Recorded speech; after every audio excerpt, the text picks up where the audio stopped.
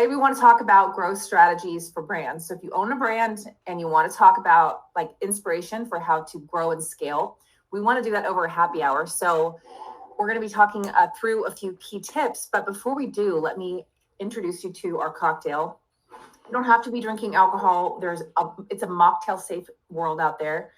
This is my homemade skinny margarita. We've got some Casa Amigos tequila. We have some Topo Chico. Yeah. And then, of course, I also use some lime juice. And then I'm going to put a little bit of tahini on it because that is where the magic lives. Mm-hmm. And I'm just going, we've been on this no, I don't know what happened, but sort of a no drink or dry January has turned into a dry 2025, I think. I don't know what's going on. But I'm drinking this hop water, which is one of my favorite non-alcoholic drinks. It's kind of like a hop infused drink. This one's mango flavored, but they're pretty sweet. I mean, not sweet, but like really tasty. They're like nootropics, adaptogens, 0 calories, 0 sugar. So they're good for you and your brain, and also don't have any calories. So cheers. Cheers. Oh my gosh. It just makes for a good Friday. Yeah. It's and instead of just going out somewhere else, we're technically able to just do it right from the comfort of our offices. Yeah, there you go. Well, I want to kick the conversation off with a question. And Dave, maybe you wouldn't mind like answering it first. Sure. That we kind of discuss. And I also want to read this quote or these facts out loud, because I read this week and I just thought it was crazy.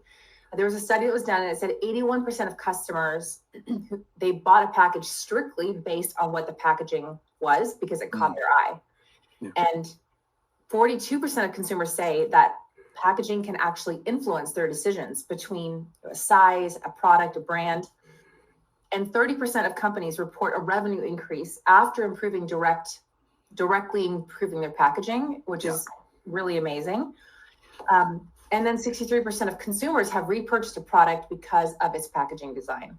Yeah. They liked the brand. And so I think we all subconsciously forget that we are buying things based on brands. We as consumers, so what's the strategy that we need to use to make sure our company is really impactful and optimizing? So first question is priorities. What should we be focusing on in 2025 if you own a branded product company? What are your tips? What are the priorities of what we should focus on? For sure. Well, I mean, I think we always have to remember that everybody has a choice, right? You can choose whatever you want, to buy. And so you always have to look at what's going on in the market to see how you stack up against everybody else. And you need to be something on the shelf or wherever you're at that people want to pick up and interact with. I think it's really important to constantly look at yourself and reflection in the mirror of what do we look like? How do we sound? Is everything doing what it's supposed to be doing? Listen to your customers. Are the tastes right? Do they like certain flavors of things or not?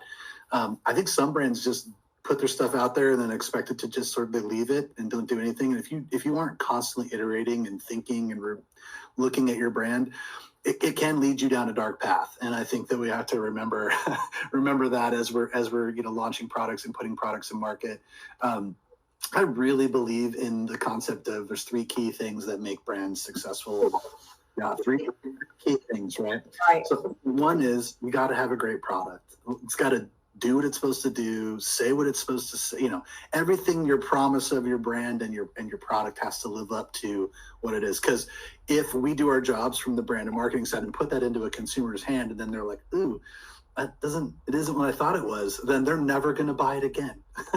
So I always like to say, in the beginning, when we work with the brands, is let's make sure that everything matches, right? What we say and what this product is, does it live up to the standards, for me as a consumer and you as a consumer? Even the clients, I try to put them in the consumer's mind. Imagine if you bought something and it wasn't what you thought it was. What's your response? It's going to be negative, right? And so I think that's one big thing. So we have to make sure that our product is just as good as we said. I think the brand has to match, right? We in the current landscape of brands that are out there, I've seen a lot of really great products fail because of bad branding, and I've seen a lot of not so great products do really well with the brand, and the product doesn't last. And then the end thing is that last part is, if you want recurring, like repeatable buyers, you want people to come back and have that like lifetime value as a brand, or that feeling, like you said, when you pick up your Casamigos and you're like, I really love how they just do the little label around the top. It makes me feel happy. Like those little things are thoughtful, and it's what people are attracted to your brand for. So I guess you really just can't take that for granted, when you're looking at brands. So one, have a great product. Two, make sure that the brand matches the experience you want to have. And then when you actually get that product in hand, you better deliver so that those customers come back for more. Those are like my top three things for brands, no matter what industry you're in. I like that. I agree with you. And those things are strategic.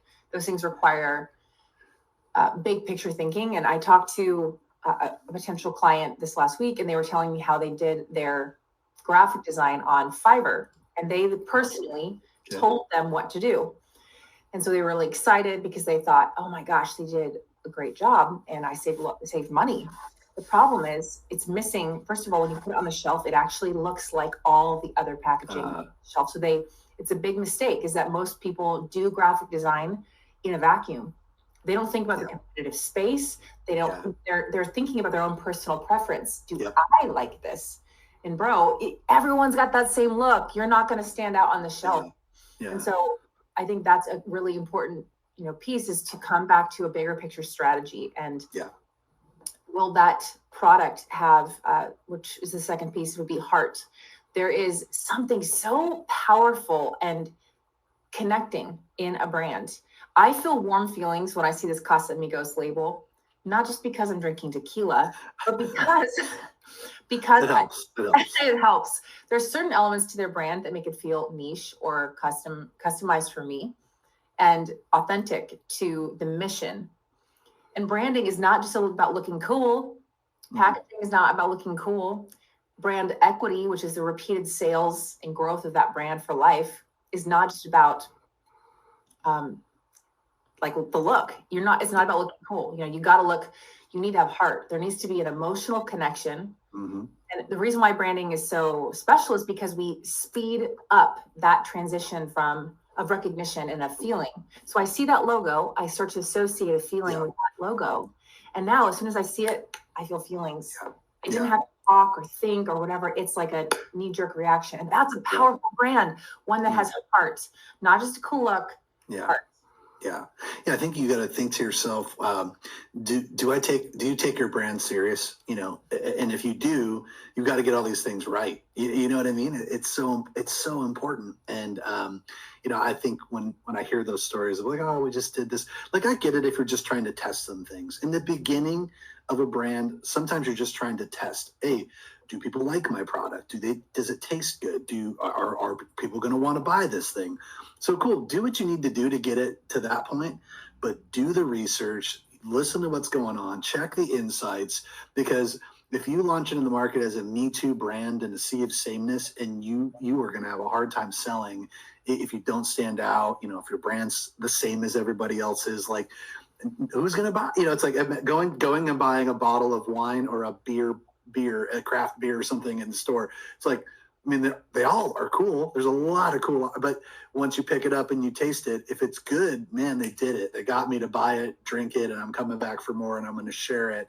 And that goes with any product, right? I think that's the whole point. So, you got to deliver on your promise, and I think you said a great point. That strategy piece comes back to me in a big way. It's like, why did you do this? Why are we selling this product? Like, when I look at, like, maybe talking about some of the trends right now, Emily, I think, when I look at what's happening right now, you're seeing a huge shift towards, again, I brought the hop water and I've got a few other ones, drinks, but this health conscious shift, the functional products are starting. I've been seeing it, at different, at all the different shows this last year, all the CPG shows. We saw a lot of this, throughout all, everywhere I've gone to, and it's like, man, mushrooms are making a huge push, like it's in every product, and there's so many cool things that are happening. with consumers these days, and prioritizing health and wellness. And I think, seeing that kind of as the country is moving towards a more healthy, and I think ever since COVID, we've all been focused on a healthier living, right? And that's the food that we buy, the food that we're swapping out. I mean, I'm going to call out some brands. We're swapping out Doritos for like healthier chips, we're really making better decisions, I think, as consumers. And we're trying to find alternative options for our families, for our kids, for ourselves, because we want to feel better, look better, not feel terrible. There's a lot of bad statistics around that. But when I look at those things, like the trends right now are hot about the whole, adaptogens, nootropic type products. Like I grabbed this brand that I just was talking about the other day with you, but it's called Little Saints. And these guys are a cool little brand. They're mixers. This one's a ginger mule. They've got like a Paloma. There's a whole bunch of different ones. Great packaging, great brand design. And then this one, check this one out. Like, this is their, this is like their general like mixer. This one is their lion's mane mushroom. So it's like a little bit of spice and a little bit of smoke. And they have like a mezcal version too. Great stuff, and it's got like health properties to it. So my praise on them is they did a great job at the brand, and they're really listening to that health and wellness side.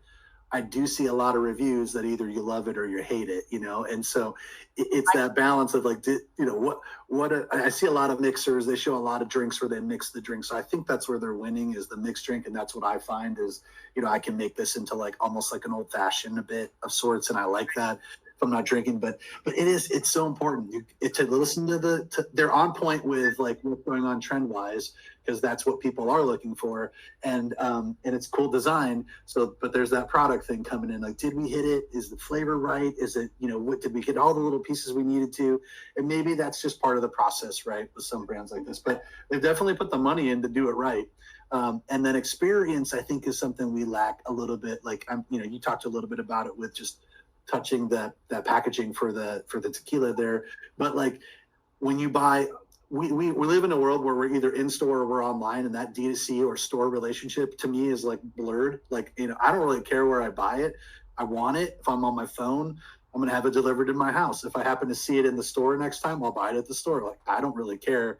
But if I order online and it takes like 3 weeks to get to me, like, I'm going to be super frustrated, and I probably won't buy that again. Like, so it's like, so again, I think sometimes people take, or brands take for granted, companies take for granted the experience of it, and they're just slinging products, right? But that experience of, how hard was it to get my product? What was the experience if I, wanted to make a note or do something for customer service? It all blends together. And there's so many like competitors out there.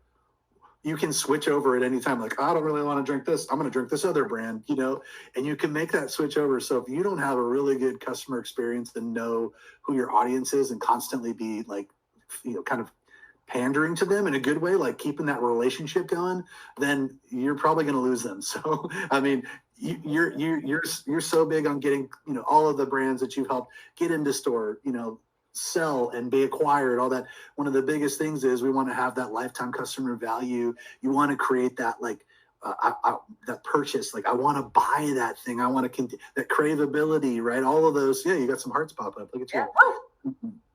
Cravability of a product and all that. But if the experience is bad and you start losing customers that you've worked so hard to get, you spend all this money to market and do all these things and build a good brand, and then one bad experience, you can lose a customer. It's like, is that all worth it?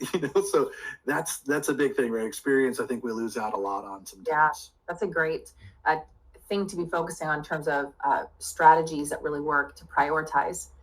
And which I think we've been tangentially talking about trends, which would be the next question. What are some effective trends that are working for brands right now, grabbing attention? And obviously you mentioned health food, which is so interesting. I think I want to agree with you and riff off of that point of trends, that I really do believe things need to be healthier. And I think there also needs to be more transparency. So this is that ability to convince a customer that really you're going the distance and protecting them, because I do believe there is across the United States a huge lack of belief or suspicion that the foods they're eating are not trustworthy, or that the brands are not trustworthy. And so that's something cool that an emerging brand can capitalize on. There's people are going to be, they won't have that same bias against an emerging brand. They're going, especially if you communicate that you're better for you. But that in general is the biggest trend, I think, in 2025 that needs to be capitalized on is communicating, being transparent about health benefits. And that also includes things like packaging recyclability, or even the things that you're doing for your team. Maybe you give back, maybe you give everyone healthcare, stuff like that. And people really respect and appreciate. It's a lot of work. It feels like it's not even your job. Like, I'm supposed to be here to make a really great brand, right? Yeah, but this is really a great opportunity to create heart connection. It's strategy and heart that people will find your brand addictive. Yeah. Are you doing good? I think I always got the vibe, and I'm not super close to the brand, but I always thought of Tom's as a brand that did that, right? That shoe company. They had that really good philanthropic, everybody was back, and they were helping to build, houses and schools, stuff. Like, that's cool. I respected that in a big way. But I think, it can be small, it can be local, it can be whatever, but wherever that brand is, as long as they're doing something good, I think we want to see people not just taking, I think it comes back to giving, right? It's that concept of, we want to bring this great brand to life. We want people to enjoy it. It's whatever, if it's the healthy category, it's better for you. But beyond that, like, we're looking out for you by creating a better product. What else are we doing, to show that we care, and I think that's an important part as well. But yeah, I do think that you're getting, it's purpose. I think purpose-driven companies is what you're seeing, is what you're basically talking about.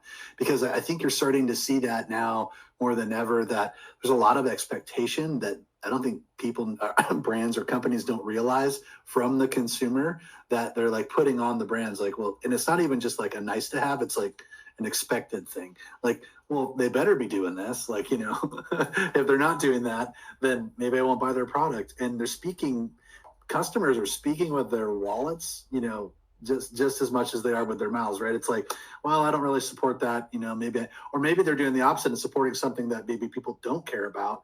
And that can also just have a negative impact on their brand as well. So, man, I think that's something I see. I think brands in general, should be doing good stuff. They should be really creating great product, but stay in their lane and build great products, take care of people, do what they're doing. I think that's where people win the most when it comes to the brand side of things. Deliver, do it. Promises, man.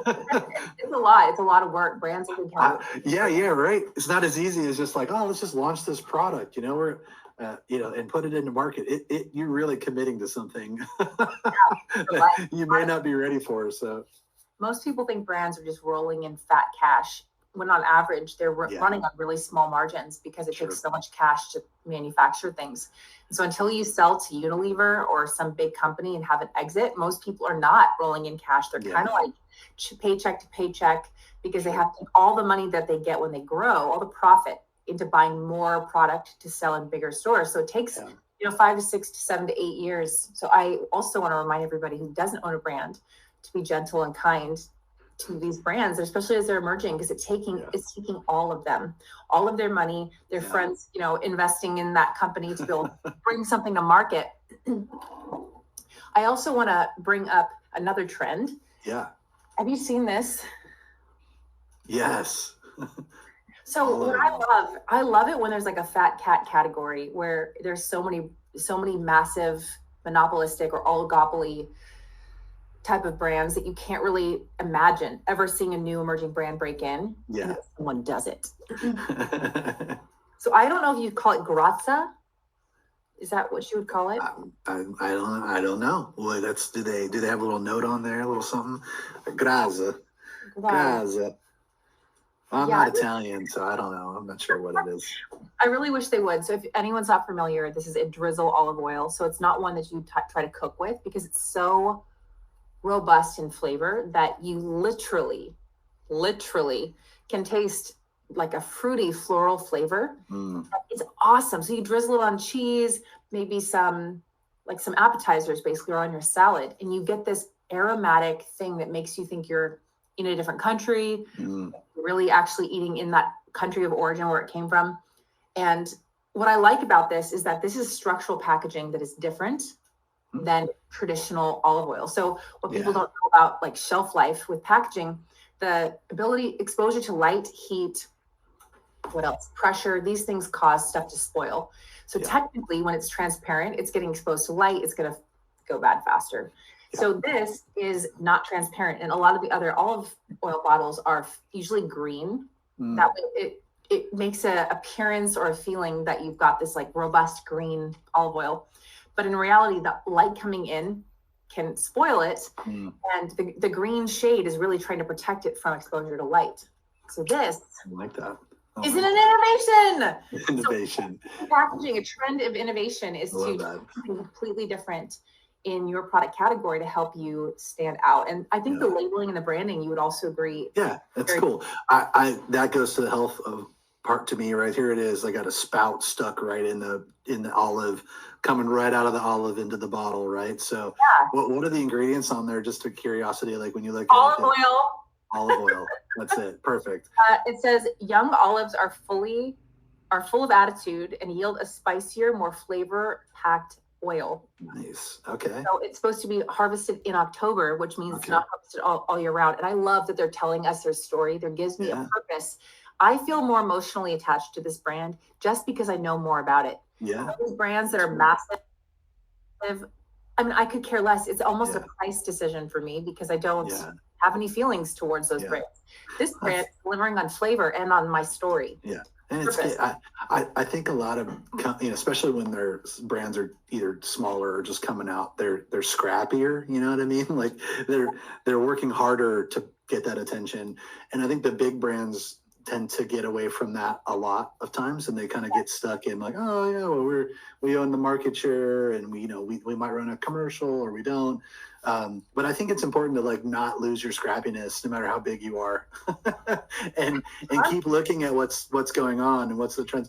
And realistically, you see, it's why big brands are big. Larger conglomerates buy the smaller brands, right? So when you see somebody get picked up and purchased and bought by a brand, they're like, well, we can't build that brand better than these guys built it, so we'll just buy them. And then now we'll reach that. Like Siete just sold off a little while ago here. Great brand. A lot of backlash to Siete about why would you do that, why would you sell? But I mean, isn't that what you build a brand for? From a brand perspective, and the people that made it, I'm like, good for you guys. Like, people who criticize them, don't tell me you wouldn't take that check, because those people, I promise you, they have been working their butts off. They took huge risks. They've been suffering, sleeping in their car in the very beginning. Like, they did everything. They lived a lot of pain. To be able to get to this payout. But I think the backlash is more that it's actually from the consumer that wants to maintain that the product will stay like quality, natural ingredients, like that. Like the bigger company won't just like, well, let's throw them into the process and then we'll produce it the way we produce it. And now suddenly there's all these things that are in it that you don't want in it. I just saw something the other day. It's the evolution of like time of products, but like what used to be in ketchup and what's in ketchup today, like the change in ingredients that we have now, right? And it's funny because again, it all comes down to longer shelf lives and like blah blah blah, and how do we make things cheaper to produce. But I would guarantee you that customers would spend more to have more quality products, right? That have less ingredients, that are healthier for you than it's crazy. Because it all comes eggs that have the little story of the chicken. What is the brand? I'm like seeing it in my eye. Oh my gosh. And I'm paying sometimes $8.99 to $10 for that dozen eggs. Nice. Yeah. It can be like $2.99, but I do it. I want chickens. Yeah, eggs are crazy right now, right? So I mean, but look at the difference between you crack an egg like just a standard old egg, and then go get like a grass-fed like chicken on the farm, walking around, not in a cage, and crack that egg, and you're gonna see like bright yellow yolk, like flavor, like you can't believe it. We have I have a friend of mine, his name's Paul. He runs basically a company called Pasture Bird out of California, and they basically raise these chickens, and they're amazing business. They've done some amazing stuff, and they have these giant like big cages that they roll on this farmland, and the chickens are free, and they literally cover an entire huge farm that just keep rolling them every day, and they keep moving over the grass, and the goats and the cows are all like regeneratively farming up the grass, so the flavors are there. They don't use antibiotics on the chickens, but the flavor of those chickens, they're smaller, like they probably should be, bigger than these ones that you see in the stores that are like the size of your head. Like, that's a chicken breast. Like, holy cow, what kind of chicken's that from? Superhuman. But the flavor in these smaller chickens is just, you can just taste that they were like living off the land, and they're better for you. And I just continue to see more and more people seeking that out and wanting that. And if we can find a way to make that, bring the affordability layer in with the flavor layer and the health layer, we got a win-win-win. So RFK, you better go do your job. I don't know what to tell you. Really well, to transition from just talking about trends, this is another trend, an example of a trend with that I was talking about with structural packaging, how important that is to break into enterprise categories. I want to also talk about a brand success. And so this, I'm sure you've seen it. Oh, yeah. Dude. So as everyone knows, I do consulting for consumer product brands, and I can't tell you the number of times people show up for consulting calls telling me they want to launch a hot sauce because grandma's hot sauce was great. Yeah. Has a salsa, their dad has a marinade salsa thing. The problem is, first of all, they're low margins usually to make these sauces, and there's just so much competition. How do you become a brand that's on everybody's shelf? Yeah. And what's really cool is the past year and a half, there's been a ton of brands that have just popped on the market and really shined. There's the Yellowbird, which is insanely delicious, made instead of sugar. Talk about health trends. Yeah. Weird packaging, and I love it. It's got a weird bird. Yeah, quirkiness. Yeah. I love the quirkiness. I'm a quirky. Dave is cool and quirky, but I'm just quirky. But this brand is also really cool, and they they do this crazy giftable thing. That's cool. And then they look at the custom done, top. Yeah. And this is supposed to be a geometric truffle that they custom, awesome. Poured into plastics. They had to pay for a dye. They had to have this custom bottle, and it's basically truffle hot sauce for people who have not tried it. Maybe 2 years ago, I gave this to everybody for Christmas, all my clients, and there wasn't a single person who came back and didn't like it. Yeah. And it became a thing that they actually bought more of. And when I first tried it, it literally blew my mind. Yeah. The flavor was so poignant and strong and unique that I poured it onto everything. And this is their hot version, but they also have some regular versions. And this, they even have expanded to truffle. Yeah. Nice. Things like that. But I think the structural packaging is what really first caught everyone's attention. Yeah. You're sitting next to oh my gosh, what are those hot sauces? Like Cholulas of the world and I can't remember the other ones, but if you're sriracha, you need to look different. And that structure is the first place we start. And then I think the branding is the second piece that really helps it to just look modern and unique. Yeah. Well, and it tastes great too, right? So that's the thing. Can you get someone to pick it up, put it in their hand, first, put it in their cart, take it home. And then it's like, I typically like this too. If I end up getting in a room with a client to talk about a brand, I usually end up doing work with that company. You know what I mean? Because I know at where I'm at, same thing with you. Once you look at you got all their products. Now see, but you're exactly what brands want is they want people to one, you have an entry point. But it brings up a good point too, is Truff came out with a hot sauce. There was maybe 2 hot sauces they came out with to start, and they proved it. People wanted it. They liked the flavor of it. And then they kept innovating on it. The products you just showed, they didn't have that at the beginning, right? Sometimes people overdo it and they'll start into the market where we're going to launch all these things inside of our brand. And it's whoa, hold on. Are you ready for that? Maybe slow that down. It's expensive, It's a lot of, SKUs. Let's make sure you're on point. They might have had investors and put into it, and they might be right. But sometimes it's just start a little bit, let that little bit at a time, launch your brand, get it out there, make sure there's a good response, and then start launching. They did it right, perfectly right. So I love that about those guys. I agree. I would love to talk to them in person, the founders, because they did expand a lot. In the very beginning, they were taking the world by force with hot sauce, and then they expanded into everything. In fact, they did a Star Wars branded hot sauce recently, and I'd be curious Love to see the product extensions that they did, if they're happy that they did so many things so quickly, because I think it all happened like within 2 years. They had these pasta sauces, they had a mayo, they had mini packets. I've never again. So they sent me basically like a promotional box in the CPG. Yeah.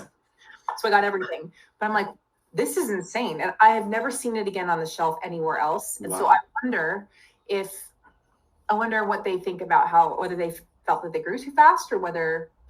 Yeah, it'd be interesting. Yeah. I love you actually made a good point in there. That's another thing I think that brands, what I'm seeing, and I think is working a lot these days, is these collaborative efforts. So collabs, right? Whether it's with other brands or whether it's with like celebrities or people that like their product. I think we spent a lot of time on an influencer. I'm not saying the influencer is dead. I think that affiliate marketing is probably more powerful than say just generally influencers these days, because they're selling product, right? They're literally have their stores and they're promoting a product and selling it, and they're getting paid, which is great. That's what they should get paid. But when I look at like how these things work, I think to myself, hey, if I put my brand, or if I get someone involved with my brand that's got power behind it, and that they've got influence, or they could basically talk about this product they want to get involved with, come in and take a share of the company, right? Who cares? If those are the people that you align your brand with and business with, and they can help you elevate to where you want to go, I feel like there's a lot of brands that have done that well, and when they connect the right people, and there's, there you go, you got one right there. Gary Brecka recommended. Gary Brecka Got it. There you go. Perfect. I got some of that right. I got something here from Gary Brecka too. Gary, perfect. And he knows. Oh my gosh, Gary did that. Yep. Well, he's promoting it. By Gary, he just promoted it. Yeah. Well, I don't know if these are actually. I think this is part of it. Body Health is one of his brands, I think. So, but wild. Next thing you know, we'll be getting our grounding sheets, and trying those out, because I know he's promoting those as well. But like you have someone of influence that is somebody that people look to for a category, health and wellness, right? And suddenly you start getting people trying it. The D2C models, they're like, you're not buying this no, we're not buying these in the store. We're buying them online. That's the crazy part, right? Huge. Online. Yeah. Send home. Send to my house.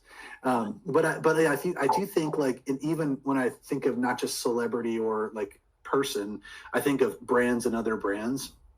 I've seen a lot of success with companies collaborating together to do things, right? So, like, whatever you want to call it, there's barbecue brands that are connecting with Pendleton whiskeys of the world, and they're doing recipes and drinks together, or they're doing Pendleton infused seasonings. Like, oh, cool, like those things, because you have a lookalike audience there, right? Let's say like barbecue and the whiskey audience, right? So when you look at other ancillary brands that are in your space, when you start to do things, think about bringing other brands into the mix, right? Do promotions with other brands, because now you're just not relying on your reach. You can rely on their reach too, so that you can share the load of promoting your products together. It's like, hey, let's run a Super Bowl campaign. Great. Well, is it better that you spend all the money, or if you have 3 brands that are involved with something you're doing, can they all be putting it out there, and then do we get 3 times, or does that start to expand into more reach? So I think when you get into the promotion side of it, I just think that's something I'm seeing right now that's really working well, and it's actually cost effective as well. So, oh my gosh, cross-pollination, it kind of adds credibility to both brands, because especially when they're purpose driven, I think that's the most important unifying thing to make stuff work, is you have to have a common purpose that is attracting your ideal customer to begin with. Yeah. Since we were just talking about brands that were non-alcoholic, I want to share my current favorite, and you can see I've already imbibed. Oh, nice. It's all gone. It's called a rosé, but it's non-alcoholic, and it's called Toast. Nice. I saw them at the Fancy Food Show maybe 1.5 years ago, 2 years ago. It's the first time I'd ever seen them. I tasted their product. I loved it. Gingery. This one is elderflower, ginger and elderflower. Nice. And it's so delicious. It's sparkling. And what's crazy is this brand I now have recently found in Walmart. So they've successfully scaled. And I think they look sophisticated, like they are in a bottle of wine, but they're non-alcoholic section. So I think they did a great job keeping the flavor, keeping the color of like a rosé, for example, off of the customer's average expectation for what to call it, the look. And so this is grandma's wine right here. Classic. Guys. I like that. Nana's wine glass. And it matches your shirt. I mean, come on.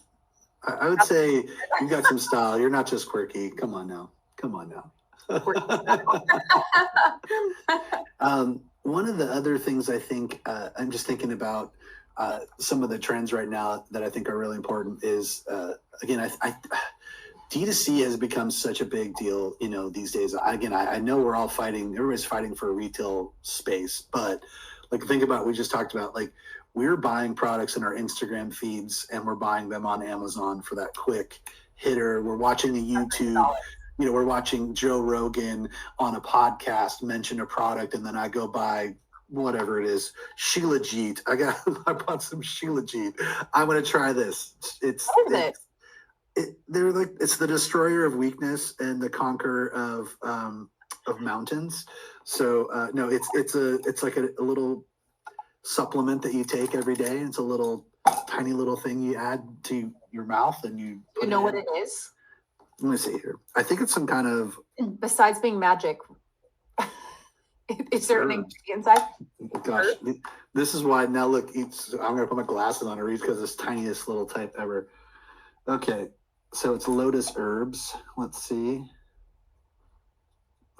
Non-alcoholic, so delicious. Finish the bottle. Why don't I? Dude, please do. Ginger is good for you. Elderflower is phenomenal taste. Contains no alcohol. I love it. Did you find out what it's made of? It's just pure Shilajit, so like that's what it is. So my life. It's one of those things. Same thing. Here I was like scanning around, like, oh, Shilajit, what's that? And then I read about it, and it's like, apparently it's some resin-like substance from the Himalayas. It basically boosts energy, stamina, enhances mitochondrial function. I don't know. I don't know all the stuff, but I was like, man, this has got to be good for me. And I think this is also the challenge of what we're seeing right now is like health's a big deal. There's so many health products out there. Like, I don't know which one is best for me. So I'm just trying a bunch of stuff. But anyway, I think it's cool. I think brands out there, I mean, we need more education on things to make it make sense. But it's wild to me that there's so many options. And the other part of it is, it's like anything, like the efficacy of the products when it comes to health and wellness is huge, right? So if it's like, oh, okay, good. I just got this one. This is this Terra Health brand, and it's called liposomal curcumin. So you basically like spray that in your mouth like 10 times every day, but it's really good for like inflammation and like, your joints and all that stuff. And honestly, this stuff works. Like, same thing. I think Gary Brecka mentioned it or somebody did. And then I went online and I was like, okay, this is cool. I'll try it. And I'm like, it works. Like spray or a spray? No, you don't spray it on your body. I guess you could try spraying it on your body. You put it like in your mouth, like spray it in your mouth. Interesting. And you're supposed to feel like what? Like it it basically goes into your body, gets into your system, and it's supposed to kind of get into your I don't know, your joints, your husband's a chiro guy. He probably has some like whatever the soft tissue or the joint. He could probably come up with some better term for me. But all I know is I again, here's the things. I was influenced enough to make a purchase to try something.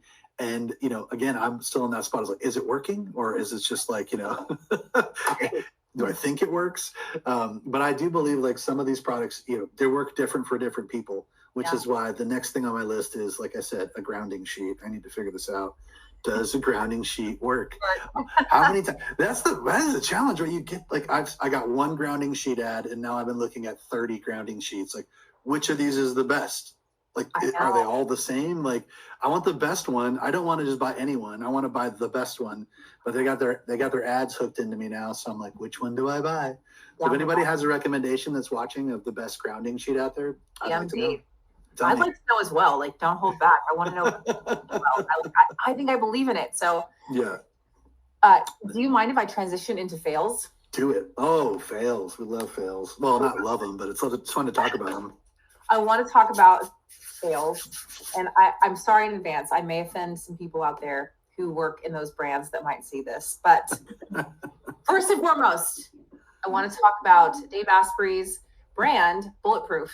Now, I like Dave Asprey a lot, actually, talking about the quirky, weird health things, but he sold his brand. So he built it and then he sold it.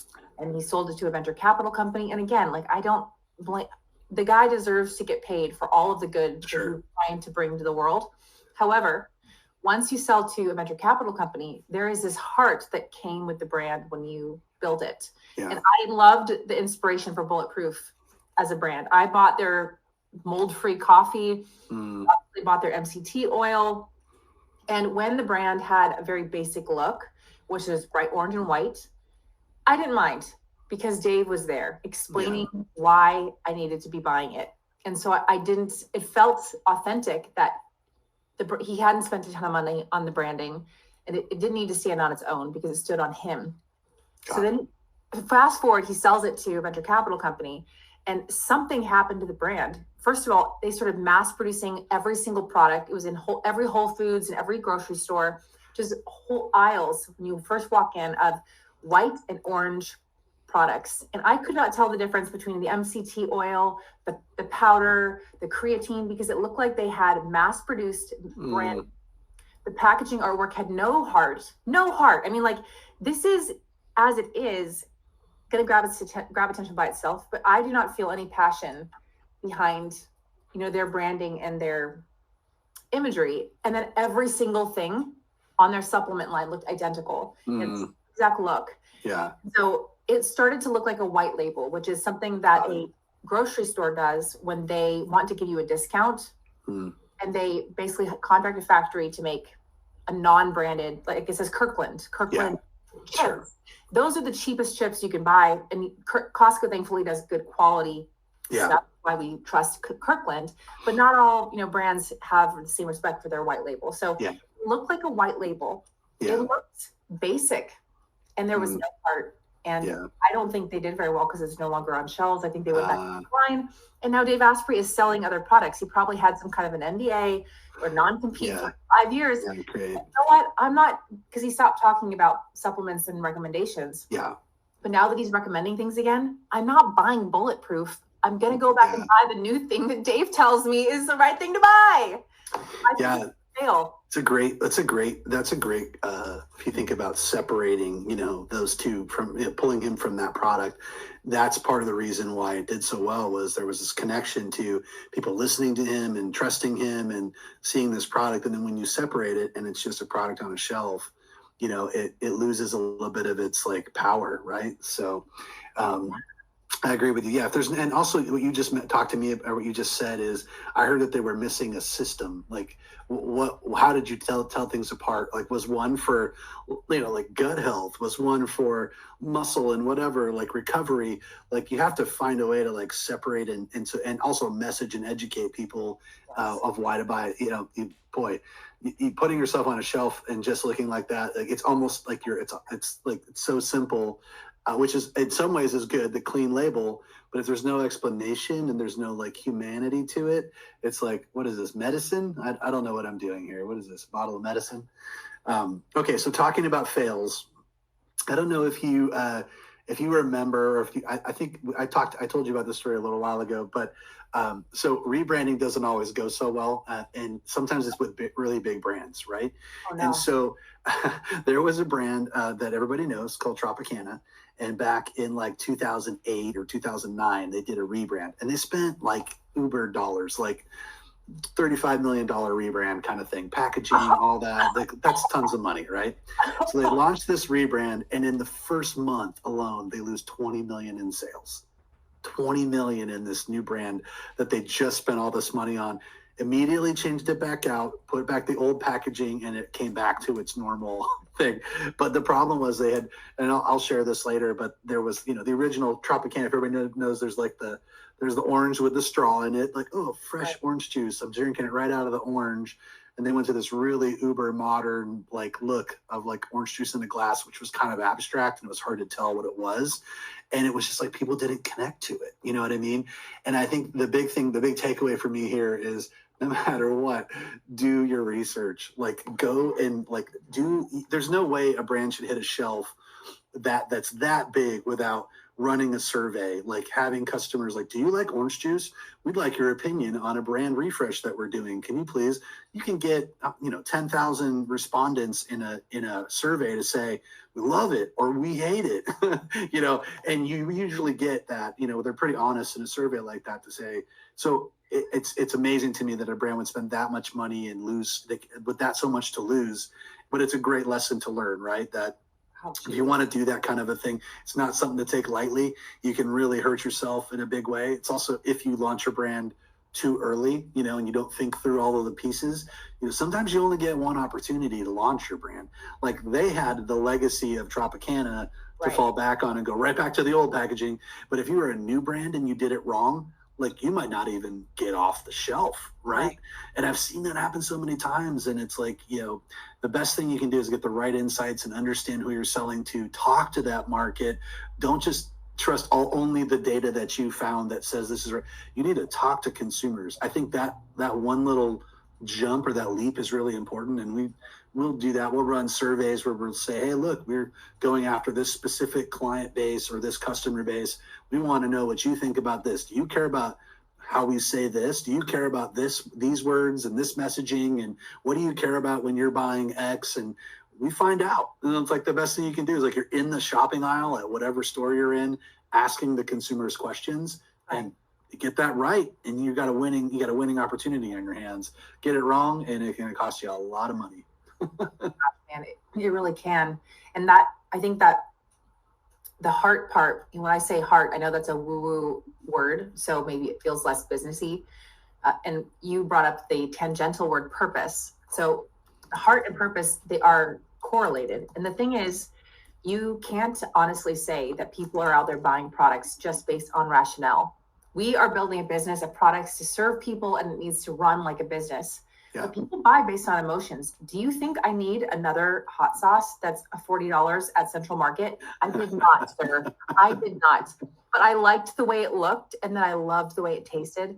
Sure. And I loved, giving it to other people for Christmas, and being a part of a brand new brand and being able to champion it when it first came out. So I think there is a huge, it really does boil down to connection. These brands have connections. You are literally, if you are serving kids food, that food is being given to someone's child and they love that child. Yeah. There's emotional motivation behind buying product that's bigger than just crunching the numbers. And so I think having that bigger purpose, having heart, having connection is really what makes or breaks that brand fail, for example. Yeah. And sometimes it's about timing too. Like, I mean, again, we talk about the brand Liquid Death, and it's like, what a killer story, guys at the Vans Warped Tour jamming out to music, listening to, whoever, Blink-182, and he's watching everybody drink Monsters, and he's like, I just want a water right now. I wonder if I could put water in a can if people would buy it, and then I wouldn't look so goofy standing around with a water bottle. I'd have this cool can, and crushed. I don't even know what the valuation of that company is right now, but it's a crazy amount. And they've added all kinds of flavored waters. They've added all kinds of other drinks and ancillary products, but the only thing they started with was water in a can with a really cool story, and people wanted to drink it, and it became something that it was like a, hey, back in with Starbucks in your hand, it was like a, hey, this is my badge of honor, this is the brand that I like. Oh, what's that? Is that a beer? No, it's a Liquid Death. It's just a cool story. I was laughing because I just went in the other day, and again, sparkling water brand, but it's called not beer. What is that? Not beer? It's not beer. It's just not beer, so it's a never a bad time to not have a beer. It's literally just sparkling water in a can. So they're definitely following the vibe of like a Liquid Death and doing that, but it's actually not bad. And, it's not no flavor, no whatever, but you could make a good ranch water with it, I think probably too, but. Right. Well, and the heart behind a lot of that too is when I don't drink, I can see sometimes I feel uncomfortable not ordering an alcoholic beverage. Sure. And so if you order something, you got to get a weird, crunky, old water bottle that's maybe worth 35 cents, and you buy that. Yeah. And you just stand there in front of your peers. The pain point that I'm feeling is like, I don't look cool. Yeah. That motivated. That's an example of heart. Like why can't we have non-alcoholic beverages be fun? You have to have a Coca-Cola, Fanta. Yeah. Like as an adult, do you drink kids' drinks in order to be able to go hang out and party with your friends? That's a huge pain point. Man. I love that. You see that in restaurants now too. I mean, again, like bars and restaurants have usually a mocktail list, and they're all really well done. The mixologists are typically making drinks that look, a margarita, a whatever it is, right? And that's 3 on the glass. Yeah, exactly. Looks great, tastes great, but it does. I think that's important, is that feeling of if somebody is trying not to drink and you're with your friends all out partying and they're all having fun, you don't want to feel like, I can't have it, and I'm not having drinks, so I have to look not the part. But it's great. It really elevates the category quite a bit. I think back in the day it was like, oh, I guess I'll just take a Michelob Ultra or like whatever, duels for me, please. That's the only thing I had as an option, and now so many options. I probably would say the same thing with like vegan or vegetarian food, right? How crazy if you were like a vegan or a vegetarian like 15 years ago, it was really hard. You had like literally you're cooking stuff out of going to the store, getting all of this stuff, you're making it yourself. Now there's like so many options. Like you can go into the frozen food aisle and get vegan and vegetarian snacks, like category explosion, right? Of those types of things. And they're healthy, they're great foods, but like just the amount of options now that you have in non-alcoholic, healthier options. I mean, so many cool things to choose from out there. Oh, it's awesome. I agree with you. So for everyone who's been watching us, thank you for joining us on this happy hour. We have Dave and Emily, and hopefully you all got some inspiration from some of our packaging chit chat. I would love to hear if you learned anything or had any disagreements or agreements on the topics we brought up. Dave is really friendly. I know he doesn't seem like it. I'm kidding, Dave, you're so friendly. Add him on LinkedIn and send him a direct message if you want to reach out. And I am also very friendly, so you can also send me a message. And if you become her friend, she might send you some truff oil or truff hot sauce for Christmas or something. You never know. Yeah, it's good to be my friend. It's very good. Very good. Thank you, everyone, for joining us. I hope you guys have an amazing happy hour wherever you are in the world. And thanks for joining us this Friday. Enjoy the weekend. Woo!